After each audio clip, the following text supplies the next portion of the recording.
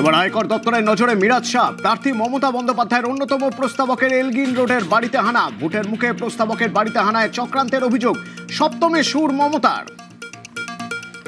তুমি একবার কেন 10 বার করো, কিন্তু ইলেকশনের টাইম আমাদের যারা ইনকাম ট্যাক্স দেখে তার বাড়িও তুমি রেড করতে গেছো। নির্লজ্জ!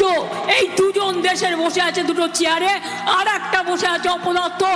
1, 2, 3 এদের বিদায় দিন।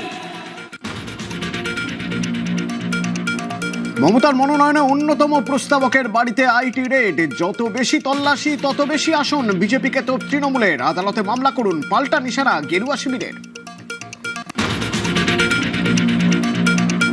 ইডির পর এবার আইটি স্ক্যানারে দেবাশিস কুমার। রাসবিহারীর বিদায়ী বিধায়কের বাড়ি ও শ্বশুর বাড়িতে হানা। নির্বাচনী কার্যালয়ে, পার্টি অফিসেও তল্লাশি কেন্দ্রীয় এজেন্সির। ভোটার বাংলায় সক্রিয় কেন্দ্রীয় এজেন্সি। বিজেপির বিরুদ্ধে চড়া সুর মমতা বন্দ্যোপাধ্যায়ের। হ্যাঁ, তুমি রেড করো। তৃণমূলের ক্যান্ডিডেট ভাই, তাকে তার একটা দিন নষ্ট করা মানে সে ক্যাম্পেইন করবে কি করে? হ্যাঁ, যদি তার ব্যক্তিগত কিছু থাকে তুমি করো ইলেকশনের পরে, এখন কেন?